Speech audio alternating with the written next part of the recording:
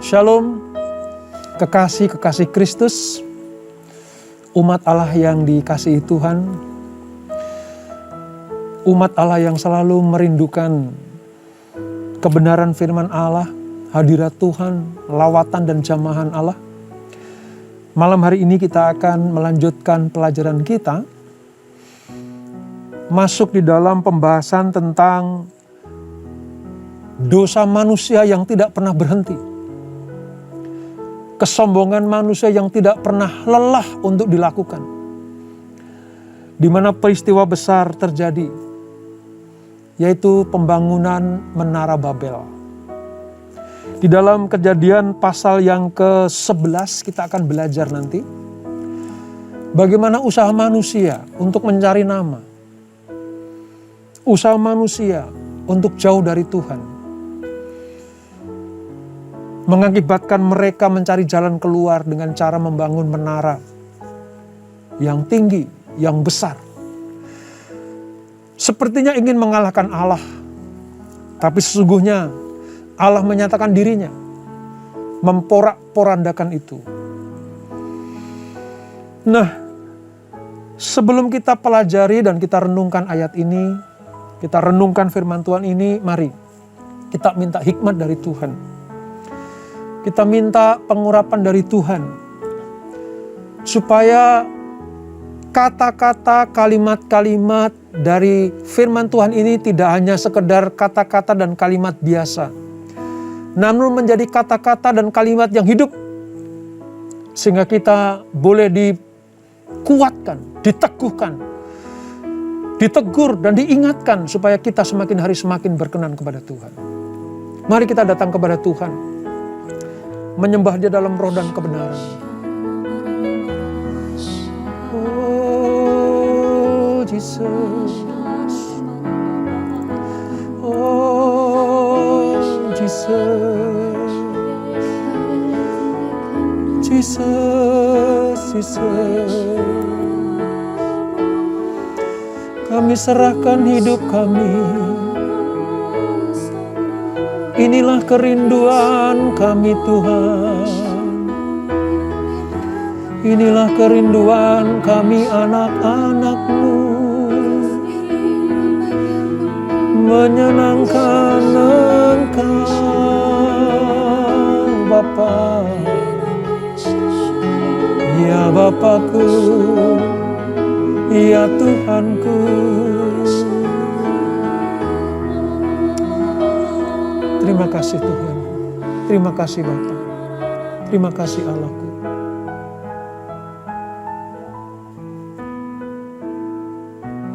Inilah rinduku kepadamu,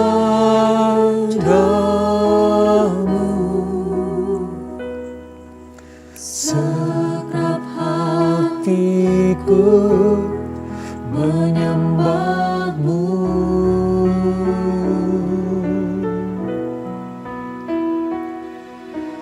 Seluruh hidupku memuji-Mu, ku menyembah-Mu, ya Allahku.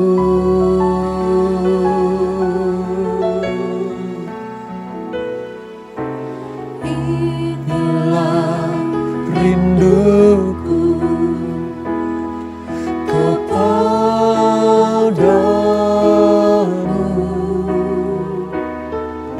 segenap hatiku menyembah-Mu.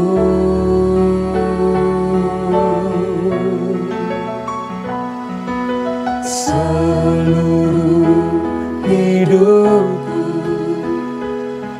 memuji-Mu,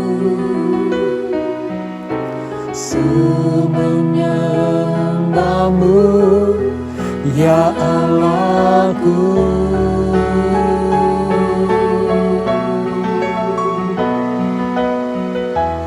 Ku berikan hatiku dan jiwaku.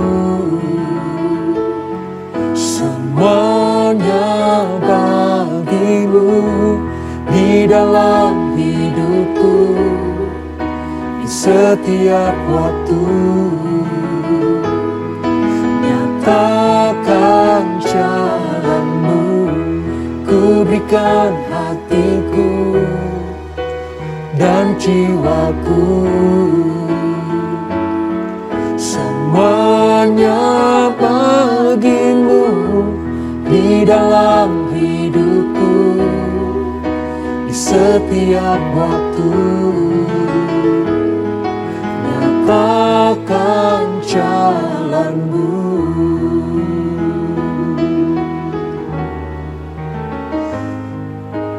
Inilah rinduku, yes Lord, kepadamu.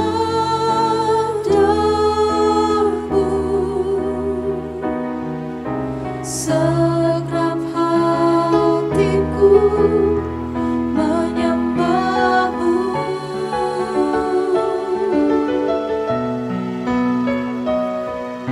Seluruh hidupku memujimu.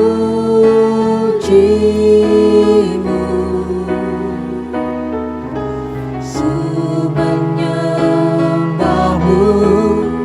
ya Allahku.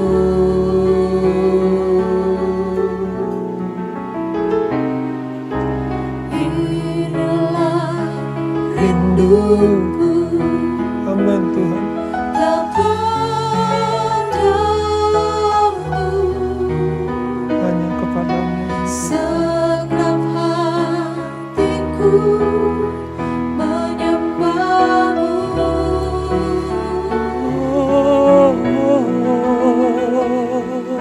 Seluruh hidupku memujimu.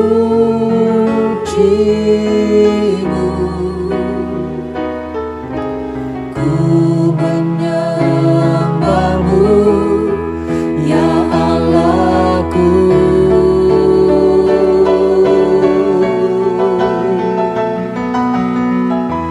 Ku berikan hatiku dan jiwaku.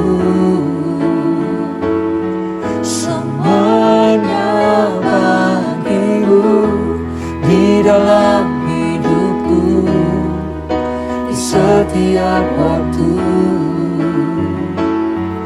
Nyatakan jalanmu, ku berikan hatiku dan jiwaku. Semuanya bagimu di dalam hidupku, di setiap waktu. Nyatakan jalanmu, ku berikan hatiku dan jiwaku. Semuanya bagimu di dalam hidupku, di setiap waktu. Nyatakan jalanmu, ku berikan hatiku, yes Lord, dan jiwaku. Semuanya bagimu di dalam hidupku, di setiap waktu. Nyatakan jalanmu.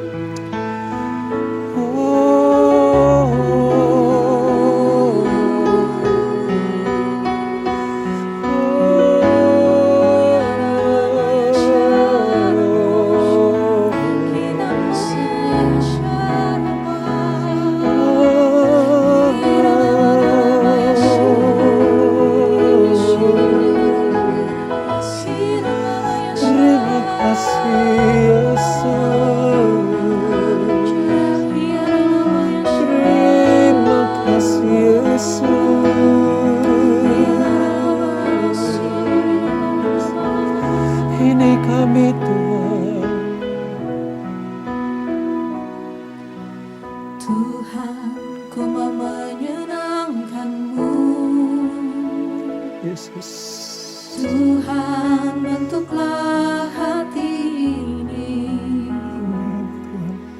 jadi bejana untuk hormat-Mu, cemerlang bagai emas murni. Ya Tuhan. Tuhan, ku serahkan hatiku,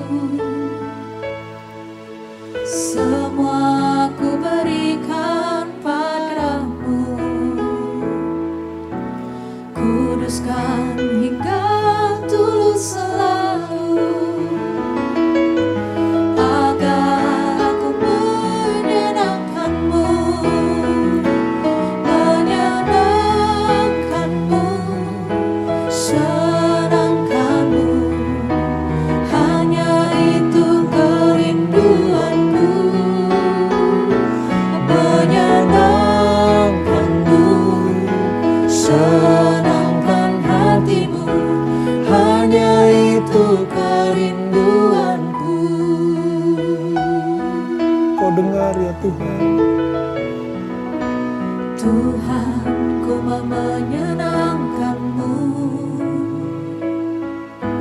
Tuhan, bentuklah hati ini jadi bejana untuk hormat-Mu, cemerlang bagai emas murni. Tuhan, ku serahkan hatiku, semua ku berikan padamu. Kuduskan hingga tulus selalu, agar aku menyenangkan-Mu, menyenangkan-Mu, senangkan-Mu. Hanya itu kerinduanku, menyenangkan-Mu, senangkan hatimu. Hanya itu kerinduanku, menyenangkan-Mu, senangkan-Mu. Hanya itu kerinduanku, menyenangkan-Mu, senangkan hatimu. Hanya itu kerinduanku, menyenangkan-Mu, senangkan-Mu. Hanya itu kerinduanku, menyenangkan-Mu, senangkan hatimu. Hanya itu kerinduanku, hanya itu kerinduanku, hanya itu kerinduanku.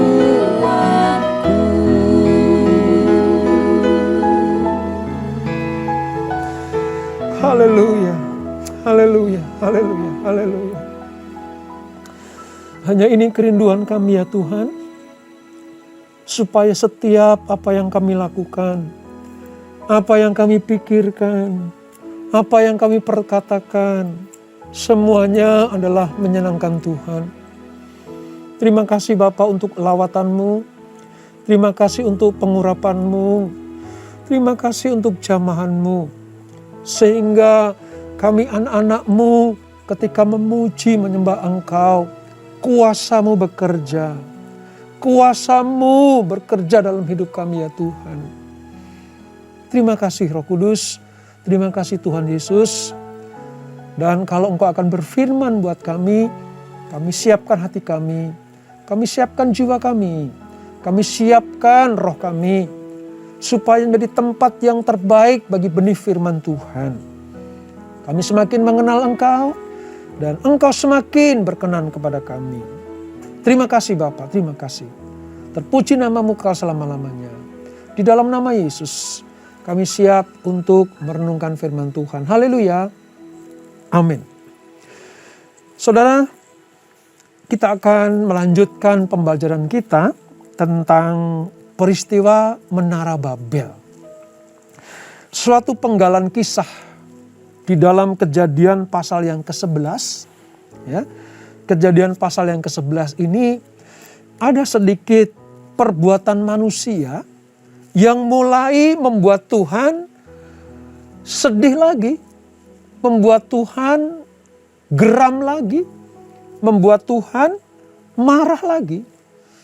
Sebab manusia ingin merencanakan keluar dari Tuhan. Mereka ingin hidup di dalam kebebasan. Mereka ingin hidup di dalam jauh dari jangkauan Allah. Mereka memilih untuk membuat Allah itu memiliki saingan. Itulah sebabnya mengapa peristiwa Menara Babel ini perlu kita mengerti, kita pelajari, supaya spiritnya tidak menurun kepada kita. Supaya karakter-karakter pembangun Menara Babel ini tidak turun ke kita. Itu sebabnya mari kita mulai pembacaan kita dari Kejadian pasal yang ke-11, Alkitab saya halaman 9 dan 10. Saudara siapkan, lalu saudara bikin catatan bila perlu. Demikian firman Tuhan, Menara Babel, Kejadian 11 ayat 1 sampai dengan ayat yang ke-9. Adapun seluruh bumi satu bahasanya dan satu logatnya. Satu bahasanya dan satu logatnya. Mereka pakai komunikasi dengan satu bahasa dan satu logat. Maka berangkatlah mereka ke sebelah timur dan menjumpai tanah datar di tanah Sinear. Lalu menetaplah mereka di sana. Mereka berkata seorang kepada yang lain, marilah kita membuat batu bata dan membakarnya baik-baik. Lalu batu bata itulah dipakai mereka sebagai batu dan ter gala-gala sebagai tanah liat. Juga kata mereka, setelah mereka selesai mempersiapkan membuat batu bata itu, saudara, marilah kita dirikan bagi kita. Marilah kita dirikan bagi kita. Ya, ini proyek manusia diperuntukkan untuk manusia. Sebuah kota dengan sebuah menara yang punya puncaknya sampai ke langit. Dan marilah kita cari nama. Saudara garis bawahi.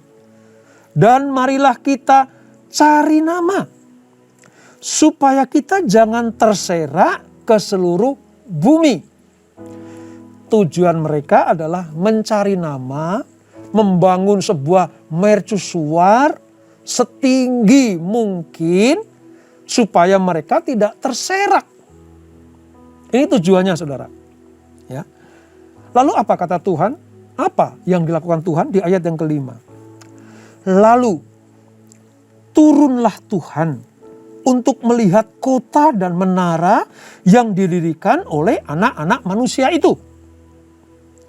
Dan ia berfirman, mereka ini satu bangsa dengan satu bahasa untuk semuanya. Ini barulah permulaan usaha mereka. Mulai dari sekarang, apapun juga yang mereka rencanakan, tidak ada yang tidak akan dapat terlaksana. Jadi terhadap upaya manusia, ya, terhadap cara kerja manusia, Allah melihat, wah, kalau mereka unity dalam satu bahasa, menginginkan sesuatu yang sama, merindukan hal yang sama, unity, rukun, ya, maka mereka akan dapat membangun. Ini dasarnya seperti itu, saudara. Lalu ayat 7. Baiklah kita turun. Ya, baiklah kita turun. Ini inisiatif Tuhan, turun. Dan mengacau balukan di sana bahasa mereka. sehingga mereka tidak mengerti lagi bahasa masing-masing. Ingat ya saudara, Allah tidak menghancurkan menaranya. Allah tidak memporak-porandakan bangunannya. Tapi Tuhan menggeser bahasanya. Gitu. Ayat 8. Demikianlah mereka diserakkan Tuhan dari situ ke seluruh bumi. Dan mereka berhenti mendirikan kota itu. So lihat, tujuannya tadi supaya apa? Supaya mereka memiliki bahasa yang satu, keinginan yang satu, ya. Mereka pengen cari nama supaya menjadi tidak terserak, ya. Supaya kita jangan terserak. Itu harapan mereka di ayat yang keempat. Tapi oleh Tuhan, karena spiritnya ingin cari nama. Ingin kata cari nama ini nanti saya akan jelaskan saudara. Ini yang tidak berkenan kepada Tuhan. Manusia pengen proyek itu menjadikan sebuah peringatan supaya kita tidak terserak. Tapi oleh Tuhan diserakkan mereka. Karena tujuannya bukan untuk kemuliaan Tuhan. Kita lanjutkan. Ayat 9. Itulah sebabnya sampai sekarang nama kota itu disebut Babel. Karena disitulah dikacau balokan Tuhan. Bahasa seluruh bumi dan dari situlah mereka diserakkan Tuhan ke seluruh bumi. Saudara, apa yang kita baca, kita renungkan, kita bahas bersama-sama pada malam hari ini, memperingatkan kita supaya jangan kita mencari nama. Mencari nama artinya kita pengen terlepas dari Tuhan. Ini sebenarnya spirit yang ada di Menara Babel, saudara. Nah, tanah Sinear, tadi disebut tanah Sinear, itu adalah nama yang dipakai di Perjanjian Lama untuk wilayah Sumer, Samer kuno. Ya, dan kemudian dikenal sebagai Babilonia atau Mesopotamia. Ya. Kemarin sudah saya sebut itu. Ya, ini termasuk keturunan Sem. Gitu ya. Mereka mencari tanah datar, menemukan di Sinear, lalu mereka membangun menara itu.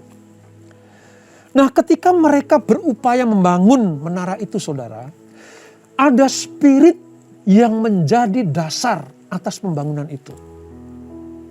Coba perhatikan kalimat ini.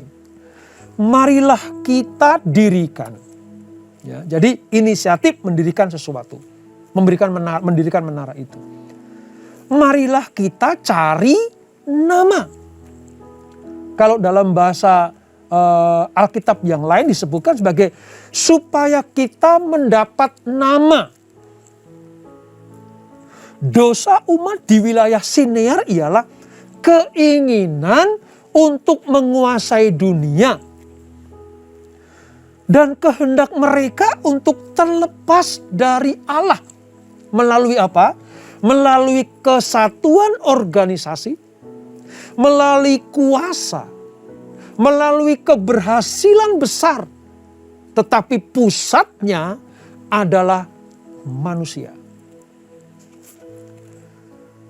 Jadi kalau kita baca, renungkan tentang Menara Babel, itu sesungguhnya tentang apa? Tentang nama yang dicari manusia. Supaya mereka bisa menguasai dunia. Ya, menentukan nasib mereka. Terlepas dari Allah. Melalui kesatuan organisasi.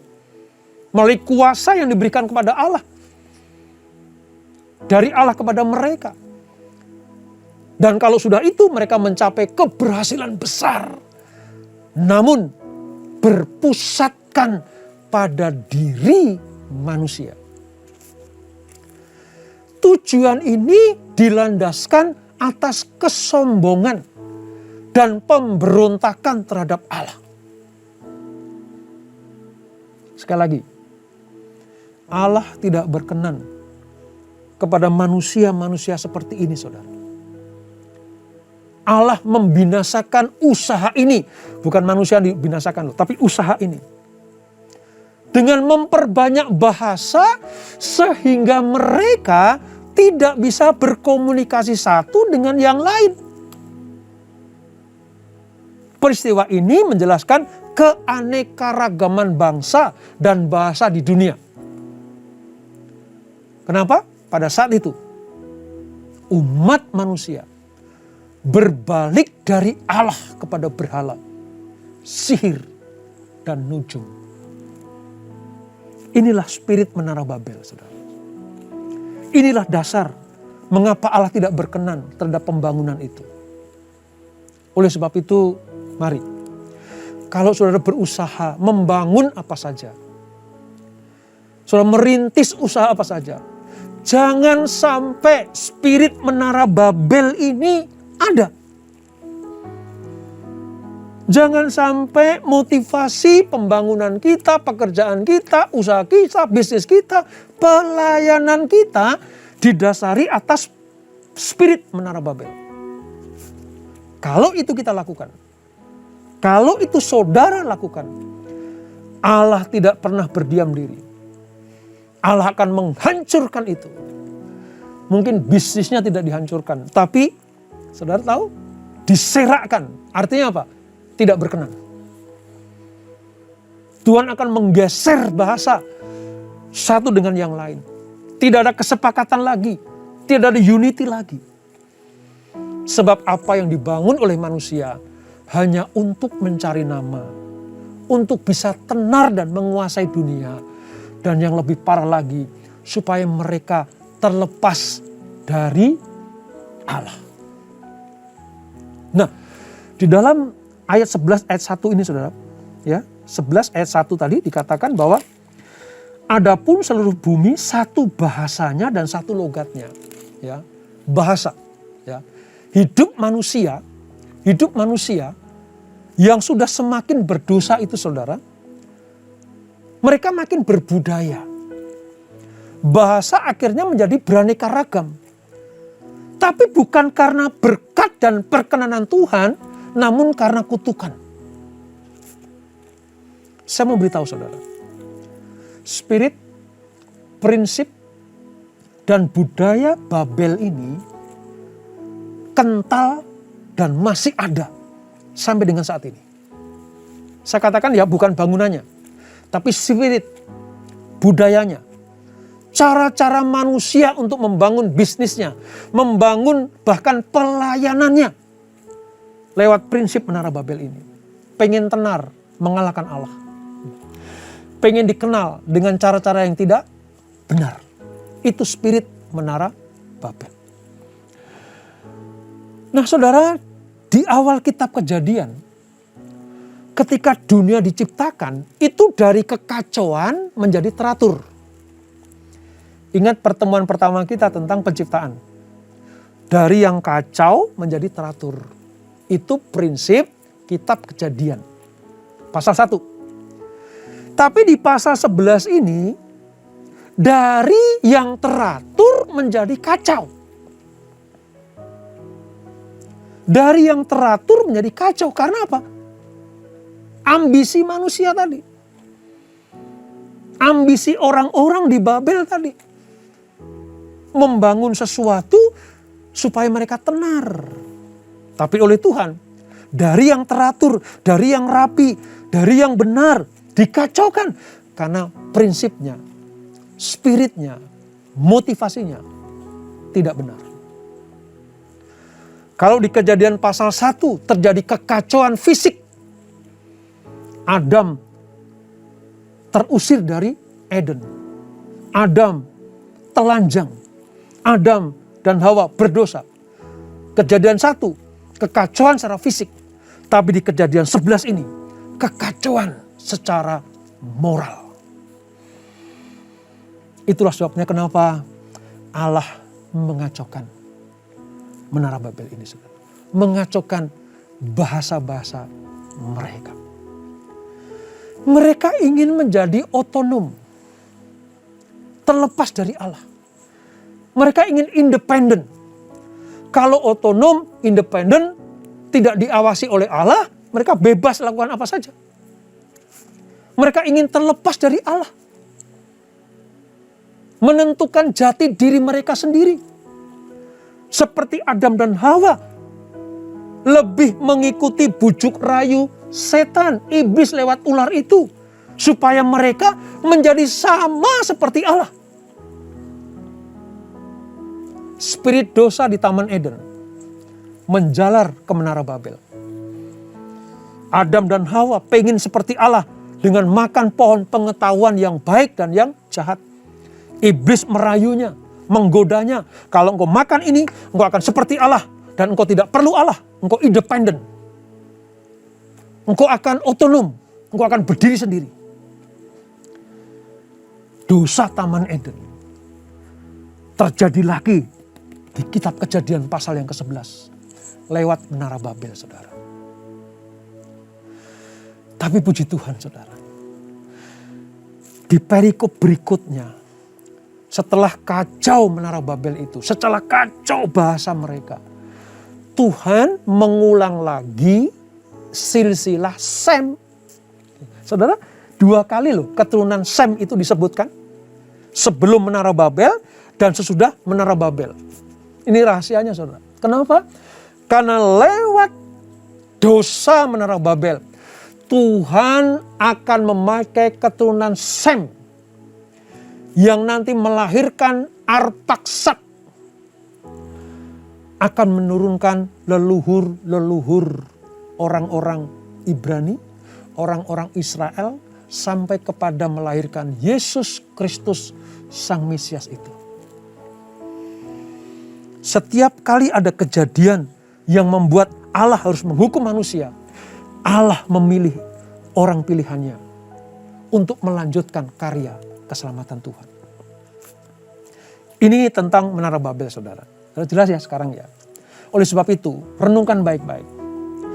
Banyak bahasa dalam dunia ini, ya, banyak bahasa dalam dunia ini, tetapi bahasa yang paling Tuhan inginkan adalah bahasa tentang ketaatan. Bahasa tentang ketaatan. Ketika manusia terserak, bahasanya lain-lain, ya. Nah, untuk bisa menyatukan kembali, untuk mentahirkan kutuk Menara Babel, Allah memberikan satu bahasa kembali. Bahasa apa itu? Lewat peristiwa Pentakosta. Yaitu bahasa Roh Allah. Bahasa Roh Kudus Tuhan. Bahasa kasih Tuhan. Itu bahasa Tuhan sendiri yang diberikan kepada manusia. Supaya lewat penyatuan unity ini, kutuk Menara Babel itu ditahirkan. Lewat peristiwa Pentakosta. Mereka satu kehendak, satu kerinduan, satu kesatuan dalam unity. Lalu mereka mendapatkan bahasa yang sungguh-sungguh datangnya dari Tuhan. Jadi kalau saudara melihat Menara Babel, saudara pelajari tentang Pentakosta. Bagaimana Allah memberikan satu bahasa yang benar. Yaitu bahasa kasih, bahasa Tuhan, bahasa surgawi, bahasa rohani kita. Supaya kita ditahirkan dan dimuliakan Tuhan.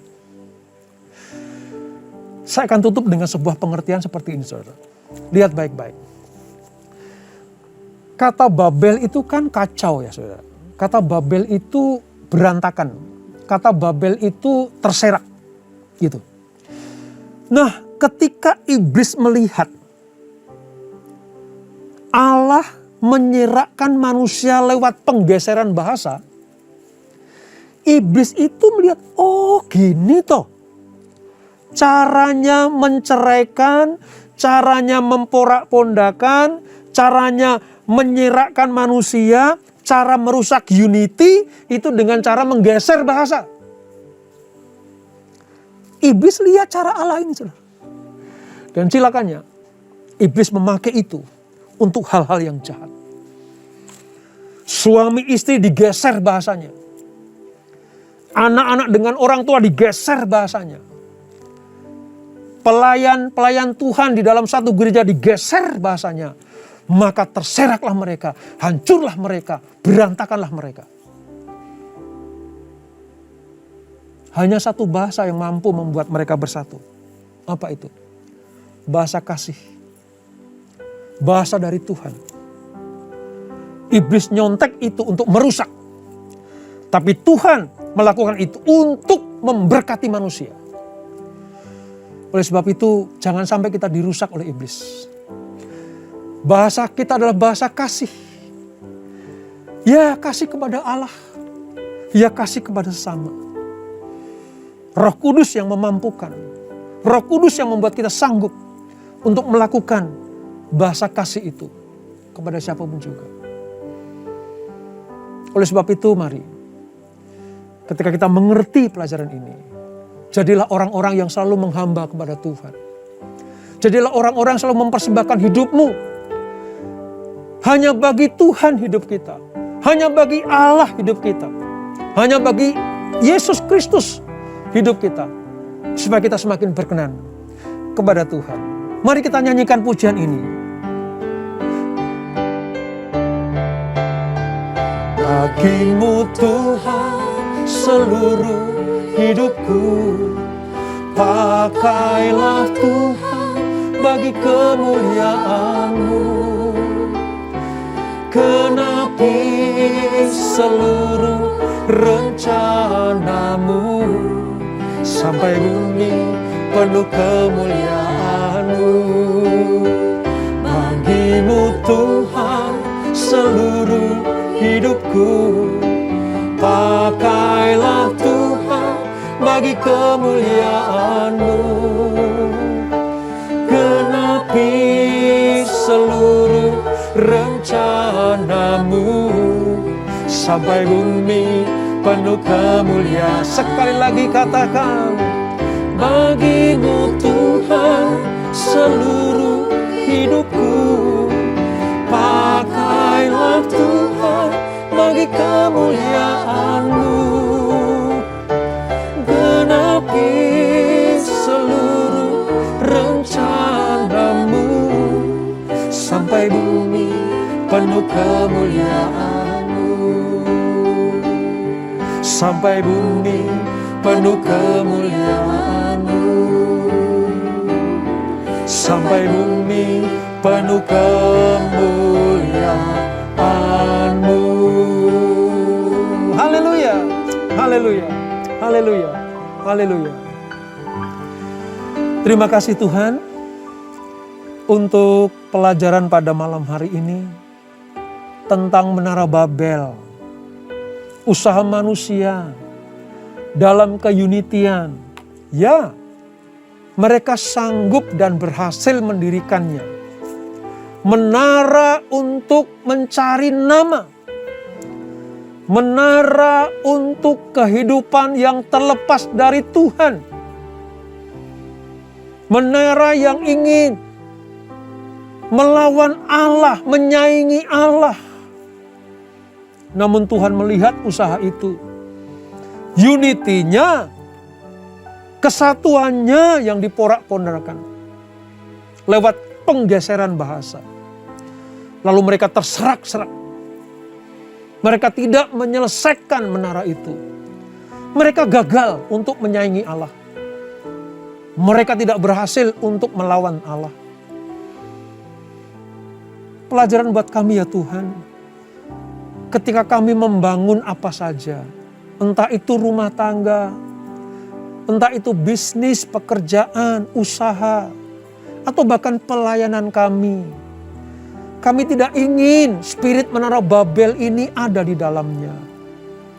Kami mau Tuhan, apa yang kami bangun betul-betul untuk memperlihatkan nama-Mu, meninggikan Engkau, bukan untuk mencari nama kami sendiri. Ampuni kami kalau kami masih membangun sesuatu memakai prinsip Menara Babel ini, spirit Menara Babel ini. Ampuni Tuhan. Ampuni. Puji Tuhan. Allah menyediakan sebuah generasi lagi, yaitu Sem, diulang kembali supaya lewat kehidupan Sem dan keturunan nanti, maka Allah menurunkan Yesus Kristus juru selamat kami yang hidup itu.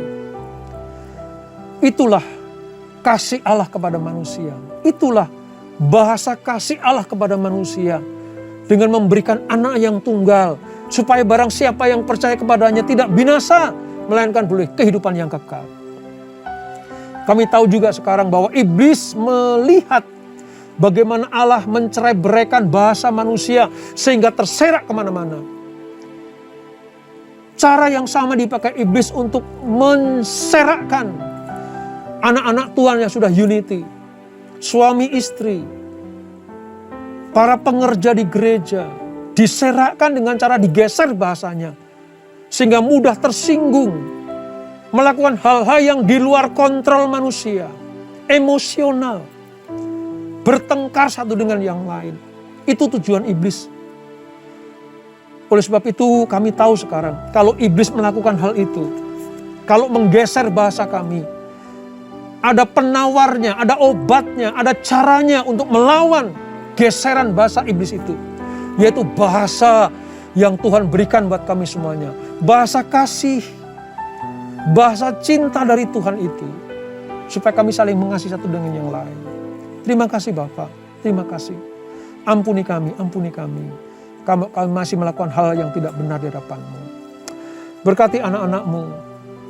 Berkati setiap usaha mereka, pekerjaan mereka, bisnis mereka yang mereka rintis. Mungkin dalam keadaan yang sulit untuk membangun atau mengembangkan. Tapi biarlah mereka tetap ada di dalam jalurnya Tuhan. Tuhan mencukupkan apa yang mereka butuhkan. Tuhan menyediakan apa yang mereka perlukan seturut dengan kehendak-Mu. Berkati mereka yang sakit dengan kesembuhan. Sebab bilur-bilur Yesus yang menyembuhkan. Apapun jenis penyakitmu, Tuhan sanggup menyembuhkan. Bilur-bilur Yesus cukup untuk kami semuanya. Yang berbeban berat dan terikat, Tuhan lepaskan. Dan Tuhan berikan penghiburan.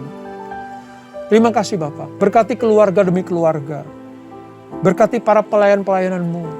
Berkati para gembala-gembala jemaat. Berkati para domba-domba. Berkati seluruh kami semua yang hadir pada malam hari ini. Terima kasih Bapak. Sebelum kami berpisah, kami siapkan hati kami terima berkat yang daripada-Mu. Kekasih-kekasih Kristus, arahkan hatimu kepada Tuhan. Sekiranya engkau mendengarkan firman Tuhan sampaikan pada malam hari ini. Untuk tetap hidup dalam perkenanan Tuhan. Tidak ingin terlepas dari Allah. Tidak ingin terlepas dari kasih Tuhan. Selalu taat dan setia melakukan seluruh firman-Nya. Maka segala berkat ini akan turun ke atasmu. Diberkatilah kehidupanmu. Diberkatilah rumah tangga dan keluargamu. Diberkatilah usaha bisnis dan pekerjaanmu. Diberkatilah pelayananmu. Umur panjang di tangan kananmu. Berkat dan kehormatan di tangan kirimu. Apa saja yang kau lakukan, dibuat Tuhan berhasil dan beruntung. Di dalam nama Bapa, Putra, dan Roh Kudus, yaitu Tuhan Yesus Kristus, yang diberkati. Sama-sama kita katakan, amin, amin, amin, amin, amin. Selamat malam, selamat beristirahat, teduh terlindung di dalam tangan Tuhan yang kuat itu. Tuhan Yesus memberkati.